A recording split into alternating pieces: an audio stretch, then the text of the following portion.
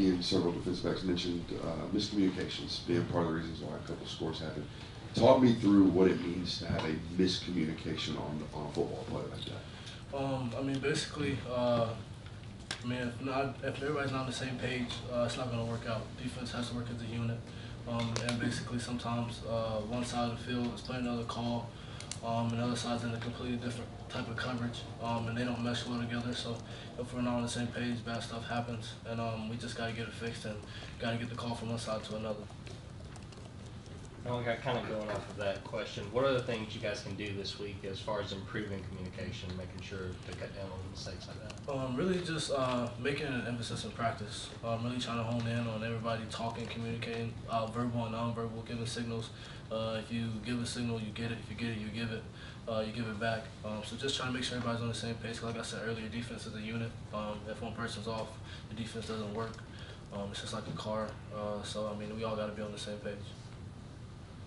Yeah, as a guy who's probably worked against him in practice, what have you seen out of Oscar Delp that allows him to contribute to this team? I mean, Oscar has grown so much since he's been here. He came in with me, just to see him. He has the work ethic and the willingness to learn and grow, and I think that's what's got him to this point, and I think that's going to continue to elevate his game. So just for him to come in and day out, learn from Brock, learn from Coach Hartley, just want to know more about the game of football. It's probably his biggest strength. You ever try to hurdle you in practice? No, he knows it's not a good idea. Yeah, Kirby has mentioned red zone defense a few times, and it's something different every week. Just from being on the field, what are some of the issues you've seen in keeping teams out of the end zone, holding field goals down inside the 20? I'd say the biggest thing is just us. It's nothing that the opponents are doing. It's nothing that we haven't seen before. Nothing we can't stop. It's more just us thing, and that goes back to communication, all being on the same page, and just little things. And that's the one thing we taking a big emphasis in this off week is just working on things that we need to work on and correct, because we take a bunch of pride in that, and it's something that we've been lacking for a while. So we're going to get back on that. Okay, Kirby told us I think back in the spring about Lawson Lucky coming in and bowl practices, trying to take on the defense, being a tough guy. And as Dylan mentioned, he had a big hit today. What makes this guy different? Why was he seemed like he was a kind of a buzz guy we heard a lot about in the spring? I mean, he came in early, helped us out for bowl games. You can line him up anywhere. They line him up at running back a few times. They line him up out wide in the core, in the slot. He can move just about anywhere. And like I said about Oscar, he just has a willingness to learn and grow. He's a competitor, and I think that's big here. I mean, if you're not a competitor, you won't last very long. And just for him to have that competitiveness in him, it's going to take him a long way. Yeah, Malaki, going back to the Vandy game, I think it was a 4th and 8. You give up a reception to Will Shepherd. I see. First of all, what goes through your mind? I mean, it seemed like you had perfect coverage and the ball just slips. And what goes through your mind when you give up a reception like that, when you feel like you played it well? The first thing, man, I'm still mad about that play. I take pride in covering. It's my thing as a DB. And first thing one of my coaches told me when I got back is he's on scholarship too. And he's a really good player. He's going to have a great career. And just going against him, I respect him. And I knew the route was coming because I got the same route on Thursday. I got the same route on Wednesday and Thursday. I messed it up on Wednesday. I covered it on Thursday. I watched taped on it. Actually, on the flight there, I watched it. And I knew it was coming, and I slid it and everything, and I just looked just a second late, and he got me. But, he's a great player. Like I said, he's on scholarship, too. It's tough. You never want to give up those players, especially in that type of scenario. I just got to learn from him. Taki got another interception on Saturday. Just what has stood out to you about how he's played this year and the role he's played in the secondary? Like I said before, Taki's a vet. He does everything right. He's a leader. So just to see him go out there and just be who he is, do the things that I know that he can do, it's just awesome. Just show everybody what he can do, because when he first got here, he got hurt.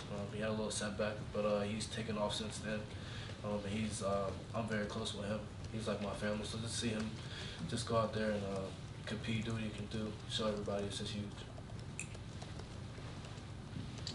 Malachi, the national narrative, right? It's going to be that they lost Brock Bowers. Now they can't win. They can't repeat, or whatever. Tell me, I know you guys don't believe that, but he is. There's nobody else like Brock Bowers. So tell me why that's not true. Because here, if you come here, you're a good player. If you play here, you're a good player. And the thing is, when somebody gets hurt, it's the next man up. Brock is very talented. But got a lot of talented players, and it's not just one player; it's a team that makes up a whole team. So we got some guys who are going to step up, and we all believe, and everybody's here. And if everybody steps up their game, offense and defense individually, we'll all come together as a group. So we're not really worried about it too much. Okay, this team, this program, I should say, has won 24 straight games.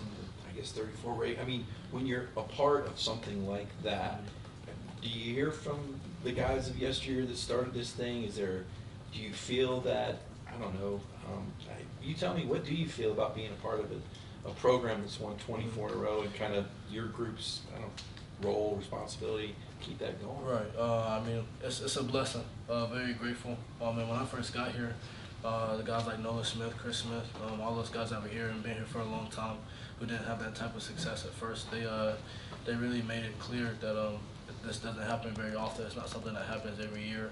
I remember we were in practice one time and somebody was talking about going to the Natty, and Nolan didn't want people to take advantage of that because it doesn't happen very often every year. I'm very grateful and blessed to be a part of it. I realize that it's not easy and it's not something that happens every year. But like you said, it's on us to keep it going and just not look too much into it, not get too into it, because if you look too into it, you'll soak in it. You don't want to soak in it for too long, so we just want to keep on pushing.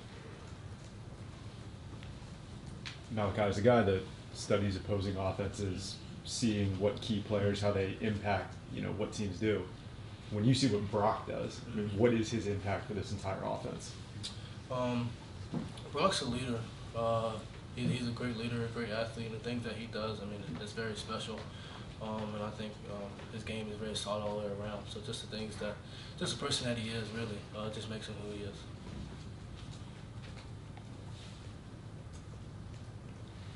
Time for two more. Anybody?